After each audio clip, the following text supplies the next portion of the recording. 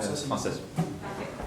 Donc, chaque équipe dispose de 20 minutes afin de présenter son cas au juge. J'afficherai un carton-temps pour les 10, 5, 2 minutes ainsi que les 30 dernières secondes de la présentation.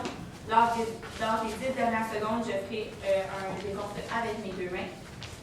À la fin de la présentation, vous aurez donc une période de 5 minutes de questions qui vous seront allouées. Si vous n'avez pas terminé votre présentation après 20 minutes, elle se verra arrêtée afin de passer à la période de questions. Veuillez noter qu'en aucun cas, vous ne pouvez dévoiler le nom ou la provenance de votre université. Je vais maintenant laisser les juges se présenter et vous pourrez ensuite débuter la présentation. Bonjour, moi c'est Julie Pellerin, mécaniste. Aurélie Desfleurs, professeur en PhD et Bonjour, Alex Louf, CPA hors de CPA du Québec. Nicolas Morissette, conseiller en placement, CIBC Haute-Gaunier. Nathalie Hiver, professeur à l'Université Bishop.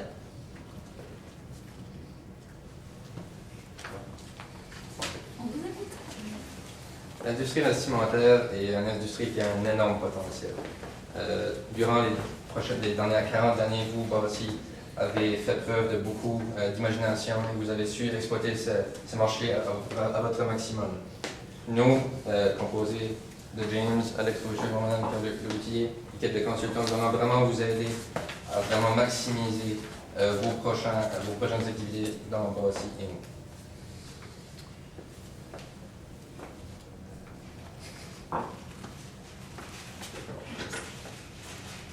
Donc, le plan de la présentation, on va commencer avec une analyse de la situation actuelle. On va procéder avec la solution qu'on va vous proposer pour la problématique que vous aviez. On va procéder aussi à un échéancier de 0 à 1 an, 3 ans et de 3 à 5 ans. Et on va finir avec une petite synthèse au terme. Pour s'habituer avec votre entreprise, on a décidé de faire une analyse de Porter pour faire l'analyse. Lorsqu'on a regardé l'aspect des nouveaux intrants, vous faisiez face à des concurrents qui vont en Chine pour avoir une main-d'œuvre qui est moins élevée. Ça fait que du côté des nouveaux intrants, vous avez quand même une menace du bas, mais le secteur que vous êtes dans, la haute gamme, c'est quand même quelque chose que les gens viennent acheter la marque. Ça fait que l'entrée pour le secteur spécifique de l'haute gamme dans le linge, ça c'est beaucoup moins élevé le niveau de risque que vous avez en face aux nouveaux entrants. Quand ça vient aux fournisseurs, on s'est aperçu que vous avez une très bonne relation qui vient vous aider à avoir des coûts qui sont plus bas, avoir des matières premières pour fabriquer vos produits qui sont de très bonne qualité. Quand ça vient aux clients, encore une fois, vous ciblez des gens qui ont quand même assez de ressources, des gens qui veulent s'habiller avec du linge de haute gamme. La concurrence, c'est un niveau de risque très élevé du sens que les monde viennent à la Chine et d'autres pays, que la main-d'œuvre est moins élevée de plus en plus, ce qui fait en sorte que vous êtes de plus en plus concurrent vis-à-vis des prix qui viennent gruger dans vos marges, qui peuvent venir poser des risques. L'aspect politique, au Canada, on est quand même chanceux, c'est un aspect politique qui est assez stable avec des partis politiques qui font une rotation, les votes sont stables, c'est des lois qui ne changent pas très souvent dans le domaine que vous êtes dedans, ça fait que le risque est quand même assez bas. Quant aux produits substituts, là, le risque est très élevé parce que d'une marque à l'autre, le linge est quand même substituable. Ça fait que quand on a fait l'analyse de la situation actuelle, on a évalué le risque moyen de votre entreprise dans le secteur que vous êtes dedans en moyen et élevé. Quand on a fait la lecture du cas, on s'est aperçu de quelques enjeux et problématiques que vous faites face à. Premièrement, il y aurait l'aspect de la machine, soit l'arranger ou de n'acheter une nouvelle.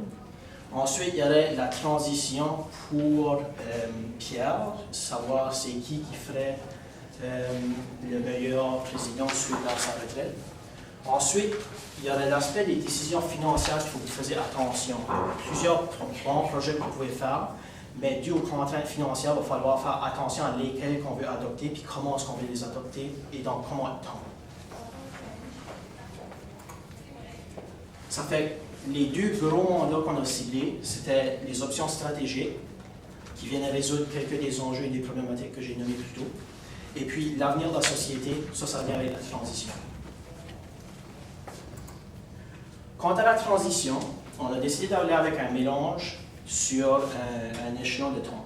On veut que Georges Blouin le bras droit de Pierre, qui est couramment le contrôleur de l'entreprise, reste et même prenne un poste d'assistant pour Louis Bossy. Puisqu'il a une grande expérience, on pense qu'il pourra venir en aide à Louis Bossy, qui va emporter avec son nouveau titre comptable qu'il est en train de faire une certaine sorte de crédibilité puis de connaissance à l'entreprise. Puis on pense que l'expérience de Georges Blouin va vraiment venir compléter Louis Bossy, qui pourra devenir un président qui pourra emporter l'entreprise à un très grand succès. La raison qu'on a décidé de ne pas prendre Jacob Delarose dans le contexte de la présidence, c'est qu'il y a eu question de rumeurs de syndicats. Puis lorsqu'on parle de syndicats, c'est souvent parce que les employés ne sont pas contents ou des choses comme ça.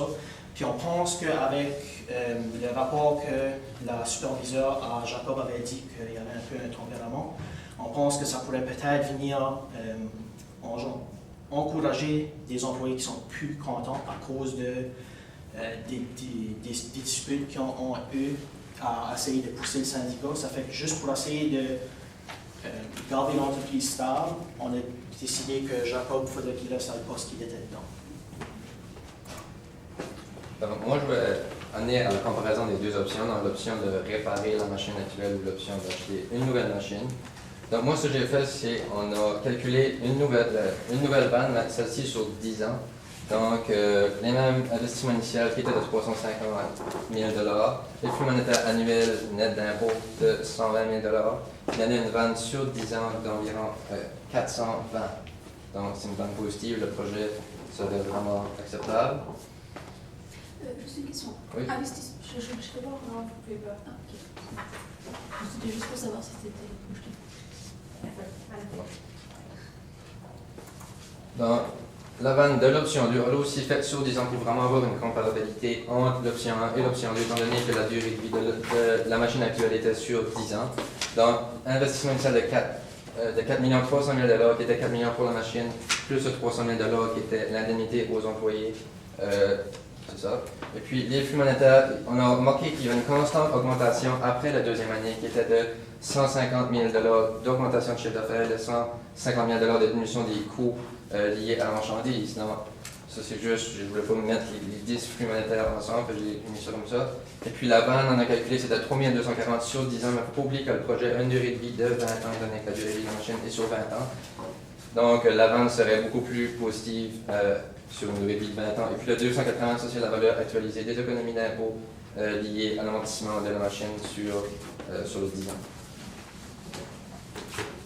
Donc ça c'est vraiment l'état des résultats en 2015 avec l'option 2. Donc nous, sur on a décidé de faire, on a décidé d'aller avec l'option 2. L'état des résultats en 2015 serait un chiffre d'affaires de 7 945 000 $ combiné avec le chiffre d'affaires que vous avez présentement. Les coûts variables qui descendent, c'était de 500 000 $, je crois, qui viennent à des coûts variables de 5 069 000 $, qui donnent un bénéfice brut de 2 876 000 $. J'ai ajouté l'indemnité de départ à l'état des résultats et les coûts fixes qui étaient de 1908, qui donnent un bénéfice avant impôt de 668 000 $, moins les impôts 534 000 $ comparé à environ 160 000 $ qu'il y avait en 2014. L'état des résultats en 2016 avec l'option 2, le chiffre d'affaires a encore augmenté, a encore augmenté à 7 995 $, les coûts variables 5 069 $, et puis bénéfice brut, coût fixe égaux, bénéfice avant impôt de 1018, et puis impôt de 203. Donc un bénéfice de 815 000 $. On peut vraiment observer une très grande augmentation au niveau du bénéfice net comparément à la première année 2014.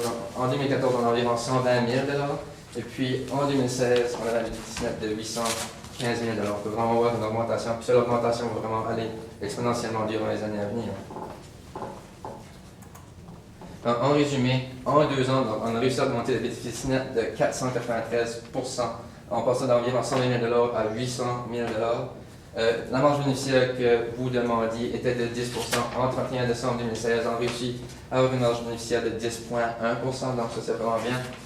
Puis la seule problématique ici, ce serait vraiment le financement, étant donné que la banque vous offrait un financement de 2 millions de $ à du 6%. On pense vraiment que si vous présentez ce projet-là, puis que vous dites à quel point ce projet est profitable, à quel point vous pourrez rembourser vos dettes à la banque, on pense vraiment que la banque pourrait vous accorder le prêt nécessaire. Maintenant, avec les calculs qui viennent de vous montrer, la banque vous demandait des ratios minimums afin qu'elle peut vous financer. Ça fait qu'on a quand même si que le montant emprunté est un peu supérieur, mais beaucoup plus supérieur, on pourrait dire, au montant que vous avez dit, on a quand même calculé les ratios, faire sûr qu'on rencontre les exigences de la banque pour faire sûr qu'ils soient d'accord. Par exemple, le ratio d'endettement, quand on prenait notre ratio d'endettement, on était juste au-dessus de leur limite, qui était à 0,59, qui était 0,1 en dessous de la limite de 0,6 qu'ils nous avaient demandé, ça fait que c'était bon. C'est autre chose qu'il faudrait encore travailler dessus pour faire sûr qu'il reste encore en dessous de la limite, qu'il ne dépasse pas la limite. Le ratio de liquidité, c'est la même chose.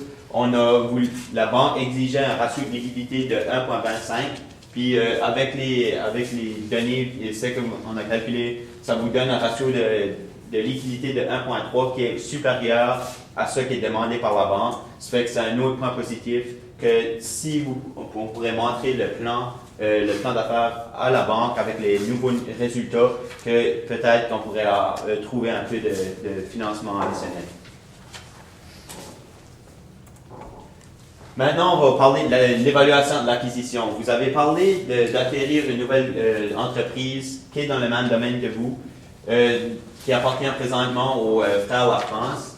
Eux disaient pour présentement, s'ils voudraient vendre leur entreprise, mais ça c'était dans un an, parce qu'ils ne voulaient pas la vendre avant en 2016, en janvier 2016, ce qui dirait le minimum qu'ils prendraient pour l'entreprise serait de 885 000 $.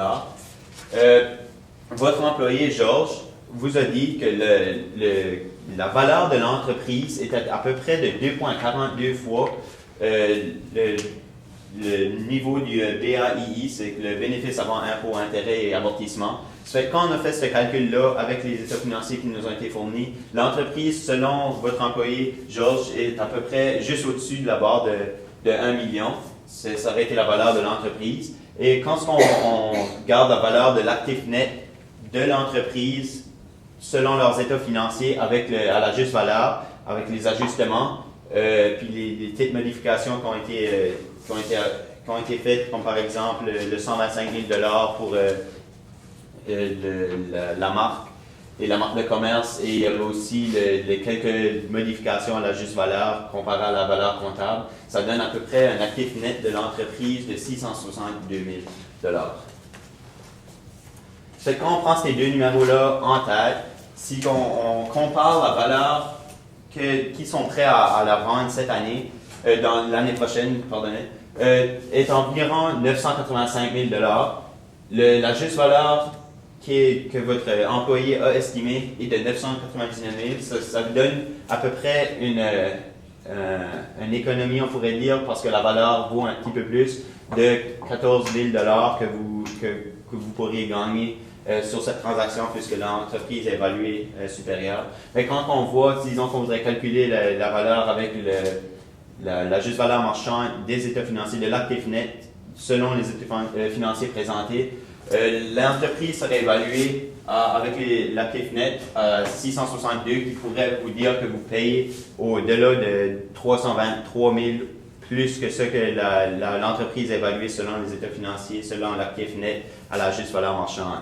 Ça fait que d'après, on peut voir la comparaison d'après ce qu'un de vos employés nous a dit et ce que les états financiers, ça fait que ça serait à surveiller. Puis avec ces ratios-là d'endettement, ceci, le ratio, on a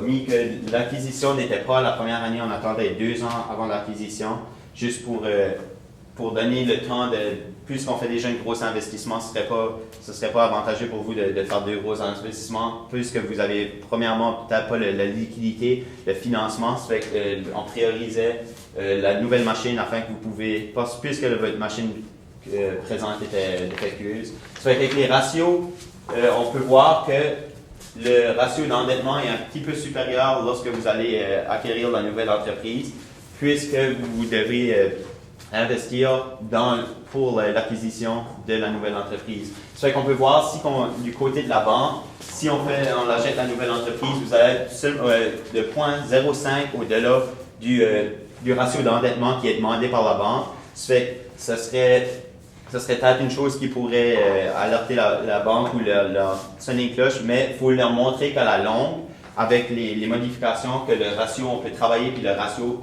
va descendre, on est capable de le faire. C'est la même chose pour le ratio de liquidité. La liquidité va augmenter quand on a consolidé les deux entreprises. Le ratio de liquidité est à 1,98 comparé à ce que la banque veut de 1,25.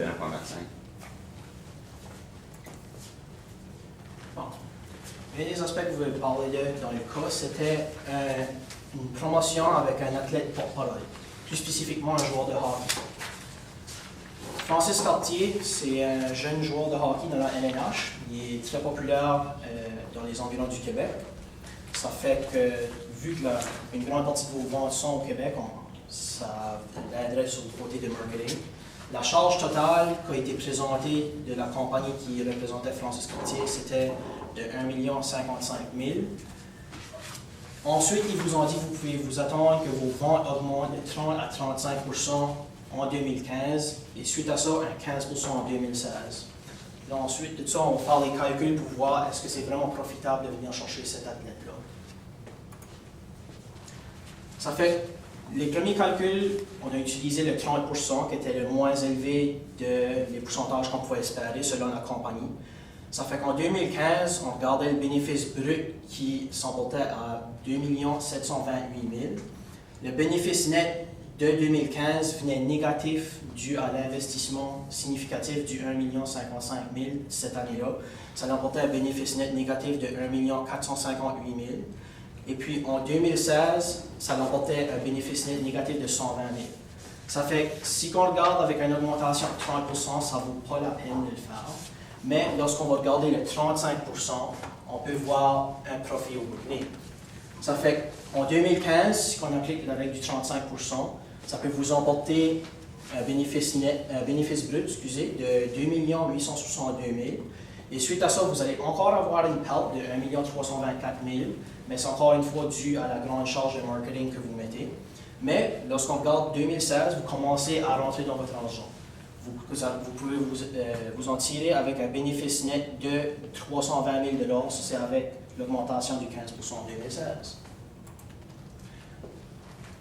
On va vous demander de faire le partenariat ici avec un athlète porte-parole plus dans le futur, vu que ça coûte un montant significatif d'argent. Vous avez plusieurs projets, puis on pense que les autres projets vont pouvoir vous emporter une plus grande augmentation de votre bénéfice net. Dans les calculs, on a rajusté les coûts variables selon l'augmentation des ventes, puis on a gardé les autres frais fixes à un montant stable pour faire les calculs. Quand on a regardé la charge de marketing, on a additionné dans les états des résultats. Une des grosses raisons qu'on vous demande de le faire dans le futur, c'est qu'à chaque année, il y a une nouvelle étoile de la LNH. Il y a un nouveau jeune qui fait X montant de points, puis que tous les jeunes rêvent à devenir. Ça fait l'importance de venir chercher l'individu ici et pas